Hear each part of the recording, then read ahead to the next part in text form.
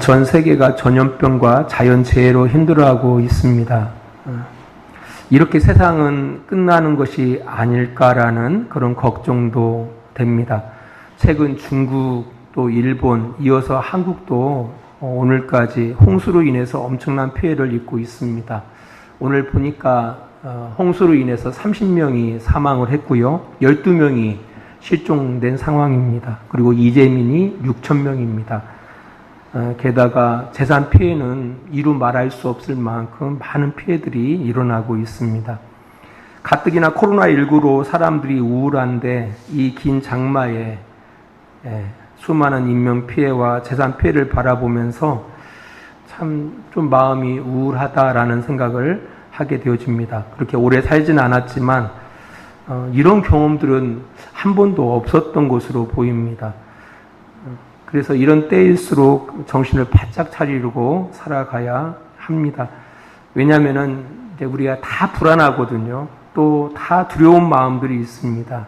이 불안과 두려운 마음이 있으면은요, 꼭 그런 마음들을 미혹하는 이 무서운 사람들이 있기 때문에 그렇다라는 겁니다. 세상에서 홍수보다 더 무서운 것, 코로나19보다 더 무서운 것이 사람입니다.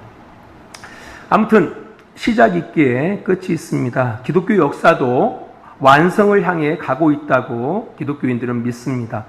예수님의 초림 사건, 처음 오신 사건을 초림 사건이라고 그래요. 그리고 부활, 또 재림, 다시 오시는 이 사건이 있을 겁니다. 이것은 하나님 나라의 완성을 위한 하나의 과정으로 기독교는 말합니다. 특히 재림, 다시 오실 텐데요. 그때 이제 하나님 나라는 완성될 것입니다. 우리는 그 하나님의 시간표 가운데 어느 선상 가운데 살고 있는가 이게 살펴보면은 예수님께서 이 땅 가운데 오셔서 죽으시고 부활 승천하셨거든요. 그리고 다시 오신다고 약속하고 있어요. 그래서 이 부활 승천하신 거기에서 이제 다시 오시는 재림의 그 선상 가운데 우리가 살고 있는 겁니다. 뿐 아니죠. 이 마가복음을 처음 읽고 들었던 그 초대교회 성도들도 우리와 같은 선상에 있어요. 같은 선상에. 우리는 2020년을 살고 있지만 그들은 예수 부활 이후, 승천 이후에 살았던 사람들이거든요. 그래서 시간의 차이는 분명히 있지만 같은 선상, 부활 승천 이후 재림의 그 선상 가운데 살고 있는 겁니다. 그러니까 같은 시기를 살고 있는 사람들입니다. 그래서 우리나 마가복음을 처음 읽고 들었던 초대교회 성도들이나 그 마지막 예수님의 다시 오심, 그 재림을 앞두고 사는 사람들이기 때문에 어떻게 보면은 마지막 그 때를 살고 있는 사람들이다라고 말할 수가 있다라는 겁니다. 그래서 우리가 지금도 종말이다, 말세다라고 말을 많이 하지만 예수님 승천 이후부터 지금까지는 종말이 아닌 적이 없었습니다. 그러니까 마지막 때가 아닌 적은 없었다라는 겁니다. 이제 이런 것을 우리가 기초로 오늘 말씀을 보도록 하겠습니다. 이스라엘에게는 성전이 두 번 지어졌습니다. 첫 번째 성전은 다윗의 아들 솔로몬이 이 성전을 건축해요. 하지만 바벨론에 의해서 완전히 무너집니다. 두 번째 성전은 그 이후에 수룹바벨에 의해서 성전이 지어집니다. 성전이 지어져요.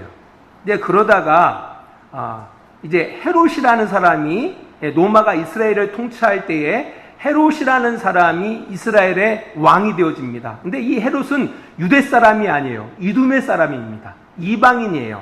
이방인이다 보니까 이 유대 백성들의 마음을 좀 사기 위해서 이 수룹바벨 그 성전을 리모델링을 하기 시작하는 겁니다. 그래서 기원전 19년부터 해가지고 예수님 후 62년까지 거의 한 80년이니까 그렇죠. 80년을 거쳐서 이 수룹바벨 성전을 리모델링을 한 겁니다. 그러니까 엄청 화려하고 웅장하게 리모델링을 했다라는 겁니다. 그래서 이스라엘 백성들에게 있어서 이 헤롯 성전, 이제 수룹바벨 성전을 헤롯 성전이라고도 하는데요. 이 헤롯 성전의 그 웅장함과 화려함에 비교할 수 있는 건축물은 없었다고 그래요. 그래서 예수님의 제자들이 헤롯 성전의 웅장함과 화려함에 심취된 가운데 예수님께 질문했을 때에 예수님이 이렇게 말씀하셨잖아요. 너희들이 보는 이 웅장하고 화려한 이 헤롯 성전도 돌 위에 돌 하나 남김없이 무너지게 될 것이라고 말씀하고 있는 겁니다. 그 뒤에 예수님의 제자들이 예수님께 이런 질문을 하는 겁니다. 우리 마가복음 13장 말씀입니다. 마가복음 13장 3절 4절 말씀입니다. 예수께서 감난산에서 성전을 마주 대하여 앉으셨을 때에 베드로와 야고보와 요한과 안드레가 조용히 묻되 우리에게 이르소서 어느 때에 이런 일이 있겠사오며 이 모든 일이 이루어지려 할 때에 무슨 징조가 있사오리까? 라고 질문하고 있다라는 겁니다. 예수님의 제자들의 질문은 두 가지 질문이에요. 하나는 성전이 언제 무너지느냐, 그리고 그때 어떤 징조가 있느냐. 또 한 가지는 모든 일이 이루어지는 때가 언제이냐, 그리고 그때 어떤 징조가 있느냐라고 질문하는 겁니다. 이게 두 가지의 질문이에요. 두 가지. 이 성전은 주 70년 로마 장군 디도에 의해서 완전히 무너집니다. 실제로 지금으로부터 한참 전에, 그러니까 어떻게 보면 마가복음을 읽고 듣고 있었던 사람들은 들었을 거예요. 로마가 예루살렘을 포위하고 예루살렘 그 헤롯 성전을 완전히 무너뜨렸다라는 이 소식을 들었을 겁니다. 들었을 거예요. 근데 그때 무너져요. 그러니까 뭐 그 사건은 이미 역사적인 사건이기 때문에 우리가 알고 있는 것이고요. 오늘 우리가 다루고자 하는 것은 모든 일이 이루어지는 때가 언제인가, 그리고 어떤 징조가 있는가에 대해서 살피기를 원하는 겁니다. 결국은 종말에 대한 질문입니다. 종말에 대한 질문. 이게 세상의 끝이 언제인가, 그리고 세상 끝에 어떤 징조가 있는가에 대한 질문이었던 겁니다. 사실 성도들은 종말하면은 요한계시록에서만 언급된다라고 이야기하는데 전혀 그렇지가 않습니다. 구약에도 종말에 대한 이야기가 등장하고 있고요. 또 바울 서신이나 복음서, 그리고 베드로 서신서를 바라보면은 종말에 대한 그런 이야기가 등장하고 있습니다.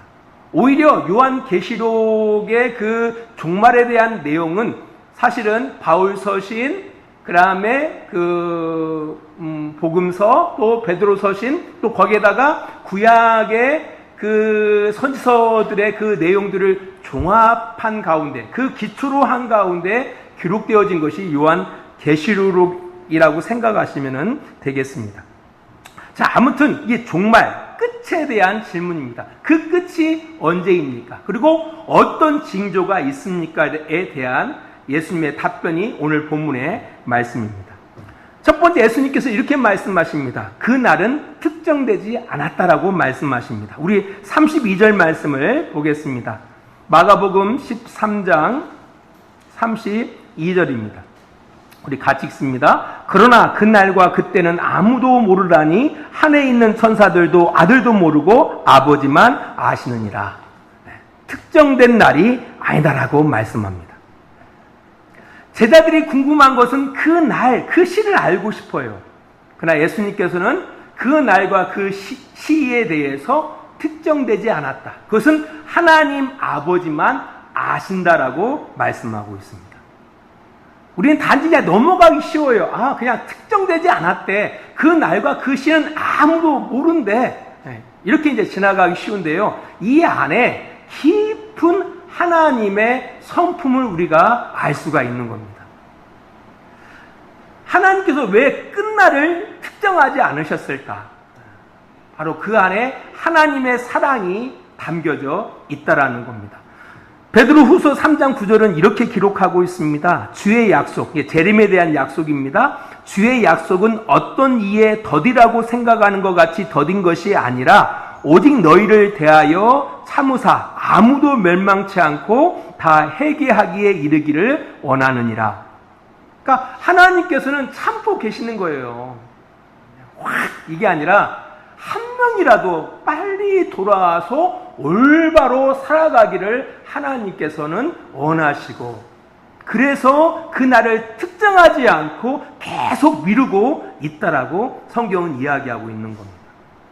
아무튼 하나님의 마음은 한 명이라도 멸망당하지 않고 회개하여 구원받기를 원하신다라는 겁니다. 이게 하나님 아버지의 마음이에요.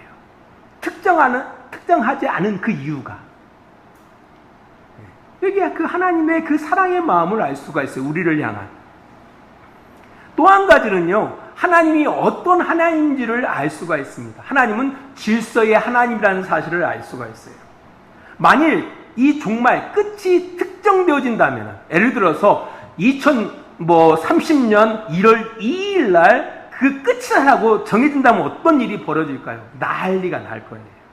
이미 우리가 경험하고 있어요. 1992년 10월 28일 그죠? 다미 선교회라는 데에서 나를 특정하고 그날 예수님이 재림하신다. 이럴 때 어떤 일이 일어났습니까? 학생들이 학업을 포기해버려요. 직장인들이 생업을 포기해버립니다. 재산을 교회에다 다 바치고요. 어떤 군인들은 탈영해버려요. 이게 완전히 그들의 일상이 무너집니다. 사회적인 혼란이 일어납니다. 그 당시에 1992년 10월 28일 날 전 세계가 집중을 했어요. 워낙 이것이 엄청난 사건이었기 때문에. 일상이 무너져 버리는 거예요. 하나님은 우리의 일상이 무너지는 것을 기뻐하지 않는다라는 겁니다. 결국은 우리를 위해서 그날을 특정하지 않고 있다라는 겁니다. 또 한 가지는요, 하나님께서는 끊임없이 우리의 의지와 결단을 요구하시고 있다라는 겁니다. 불특정하셨다라는 것은 그 시기가 뒤로도 갈 수 있다라는 거예요. 그리고 앞당겨질 수도 있다라는 얘기예요. 결국은 우리의 의지와 행동이 심판을 앞당길 수도 있고 심판을 뒤로 미룰 수도 있음을 이야기하고 있다라는 겁니다. 우리들의 의지와 행동을 하나님께서 요구하신다라는 겁니다. 요즘 지구가 몸살이죠. 온난화로 인해서 일어나는 일들이에요. 이 일들이 지금 북극의 빙하들이 다 녹고 있다라는 겁니다. 이게 남의 일이 아니에요. 결국은 지금 우리가 당하고 있잖아요. 중국이 이미 어마어마한 홍수로 인해서 지금도 몸살을 앓고 있고요. 일본도 마찬가지였거든요. 한국도 마찬가지예요. 아니, 주님이 재림하기 이전에 끝날 것 같아요. 이렇게 살다가는. 우리 정신 차려야 돼요, 여러분들. 나만? 그게 아니에요. 이게 다 묶어져 있습니다. 묶어져 있어요. 이게 정신 차리고 살아가셔야 한다라는 겁니다. 건강도 그렇잖아요. 건강도. 몸이 조금 안 좋으면, 이 부분이 안 좋으니까 이걸 좋게 하기 위해서 운동도 하고, 그 몸에 좋은 영양제도 먹고, 이렇게 노력을 하면은, 그나마 건강하게 살 수가 있잖아요.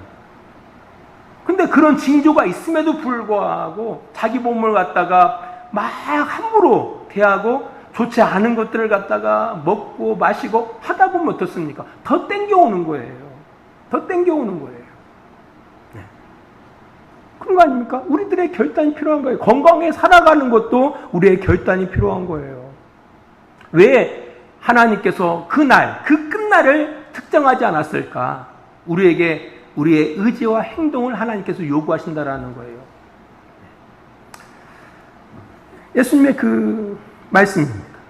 그리고 예수님께서 우리에게 말씀하십니다. 뭐라고 말씀하십니까? 그 종말의 때를 언급하지는 않았지만 그 때를 분별해야 할 것을 말씀하십니다. 분별해야 한다. 징조라는 것은 분별을 이야기하는 거예요. 우리가 감기 걸리면은 감기 걸렸다는 어떤 증상이 있잖아요. 마찬가지로 이 끝이 있다, 종말이 있다라는 사실을 분별할 줄 알아야 한다라고 예수님이 말씀하고 있다라는 겁니다. 그 첫 번째 사건이 어떤 사건이요? 헤롯 성전도 무너지잖아요. 예수님 그 당시에 그 니몰레대행이 46년째예요. 46년째.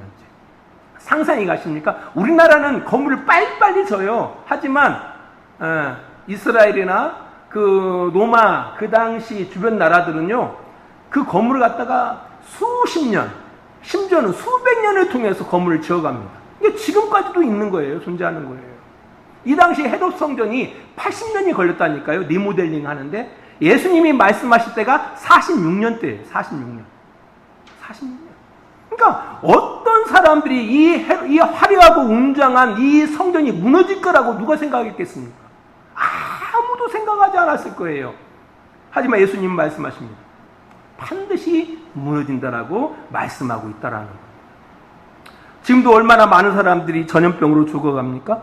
얼마나 많은 사람들이 홍수로 인해 죽어갑니까?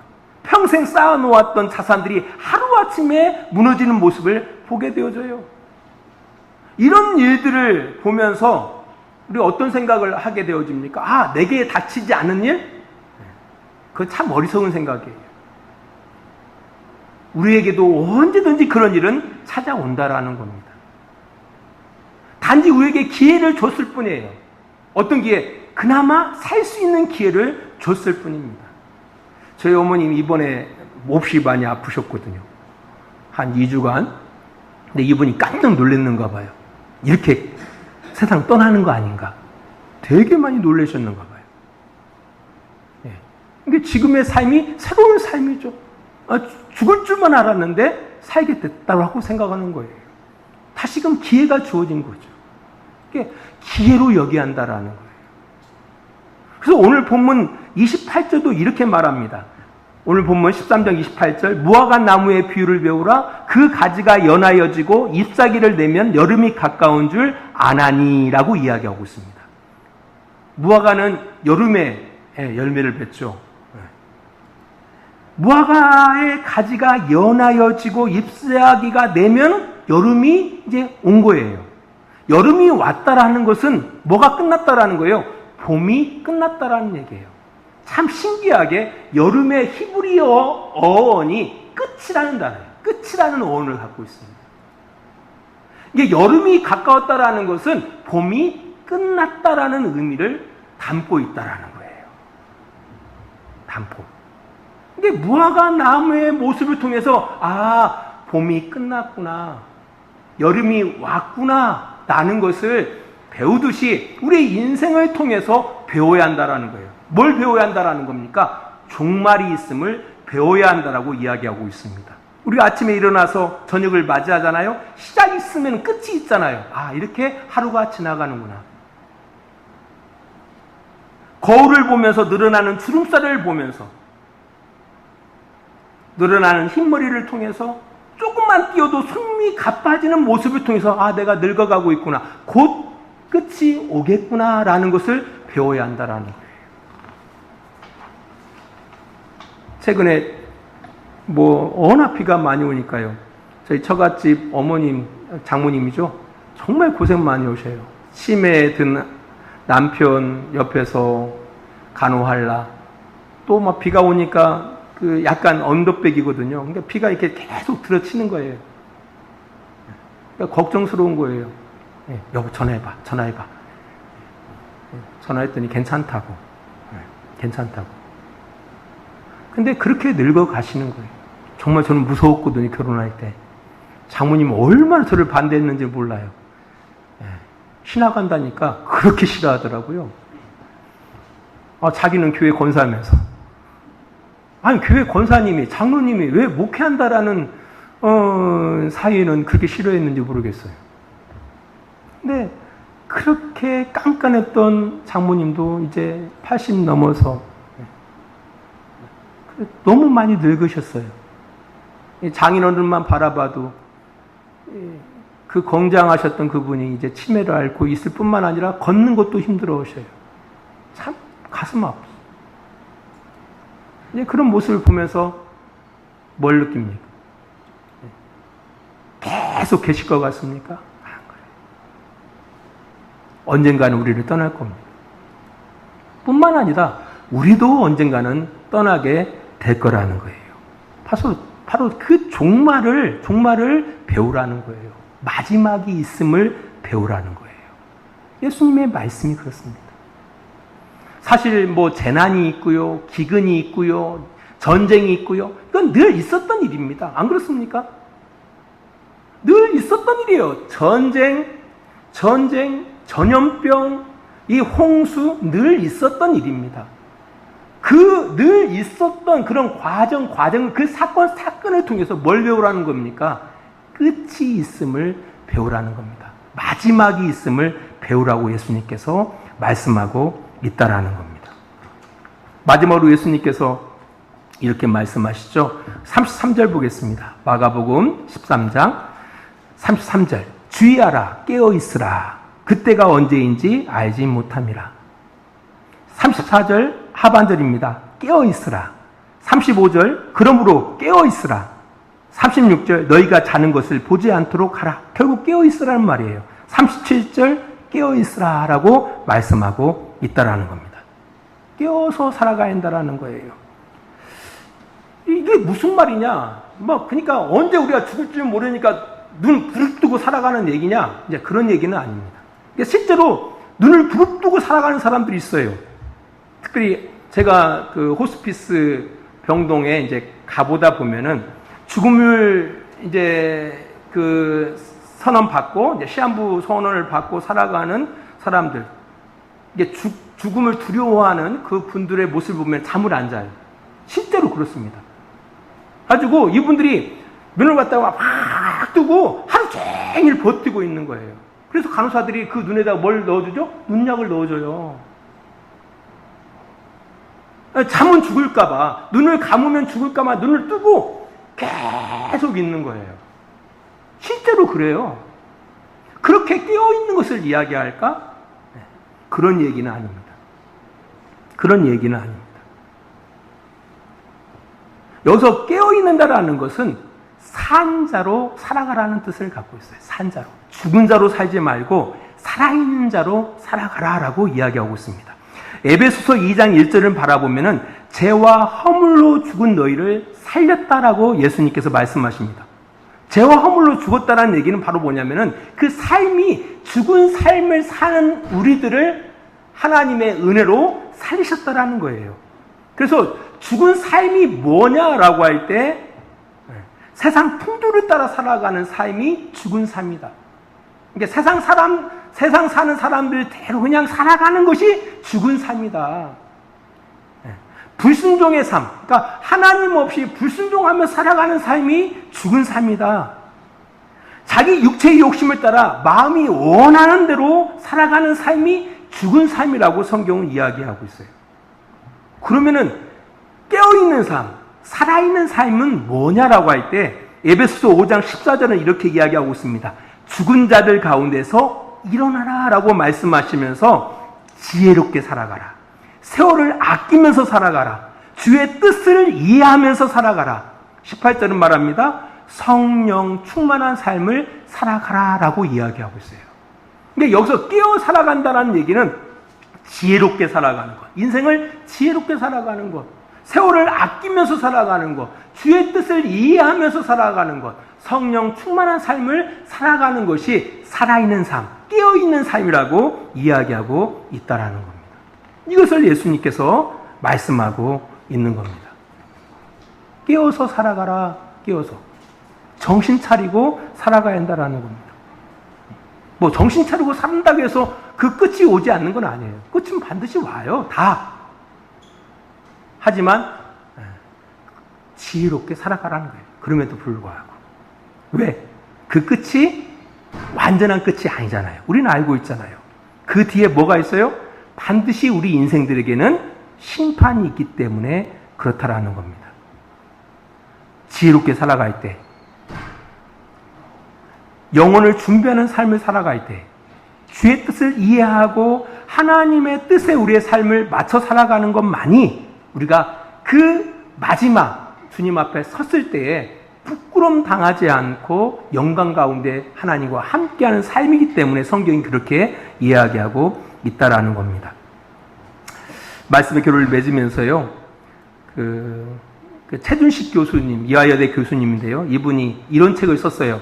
너무 늦기 전에 들어야 할 죽음학 강의라는 책을 썼는데요.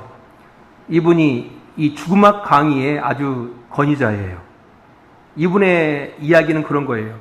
잘 살기 위해서, 또 깊이 있는 삶을 위해서는 반드시 죽음에 대해서 고민해야 한다라는 거예요.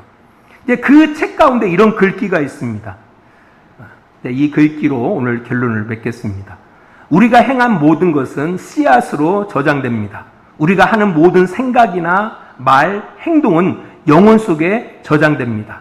아무리 사소하게 보이는 생각도 우리의 영혼 안에 씨앗의 형태로 저장됩니다.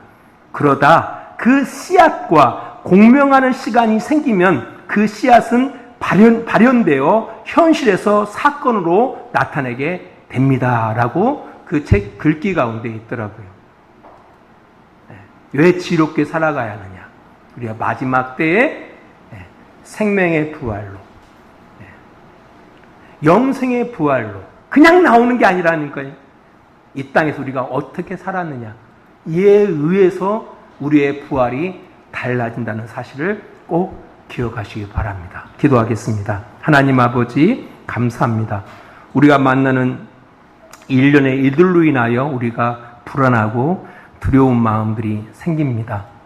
하나님, 이런 과정들을 통해서, 이런 사건을 통해서 하나님 배우기를 원합니다. 우리에게도 언젠가는 이 끝이 오겠구나. 이런 지혜를 우리가 배우기를 원합니다. 그리고 고민하기를 원합니다. 이 끝이 있는 인생, 이 인생을 어떻게 살 것인가 고민하기를 원합니다. 성경을 말합니다. 그 끝이 영원한 끝이 아님을 성경에서는 이야기합니다. 주님께서 이 땅 가운데 다시 오셔서 이 모든 사람들을 그들의 행위대로 심판하신다라고 성경은 말씀하고 있습니다. 그때 우리가 그 생명의 부활로, 영생의 부활로 나아가기 위해서 우리가 이 땅 가운데 어떻게 살아갈 것인지를 다시 한번 고민할 수 있는 그런 귀한 계기로 삼는 귀한 성도들이 되게 하여 주셔서 깨어 살아가는 자들이 되어지기를 원합니다. 지혜롭게 세상을 분별하면서 가치 있게 의미 있게 살아가는 복된 성도들이 다 되게 해 주시기를 원합니다. 이제는 우리를 사랑하시는 우리 아버지 하나님의 그 크신 사랑하심과 예수 그리스도의 십자가의 은혜하심과 성령의 감화와 감동과 지키시고 인도하심이 오늘도 시간을 구별하여 하나님 앞에 예배하는 귀한 성도들의 머리 위에와 그들의 가정과 직장과 사업장이 다 되어지기를 예수 그리스도의 이름으로 간절히 축원하옵나이다. 아멘.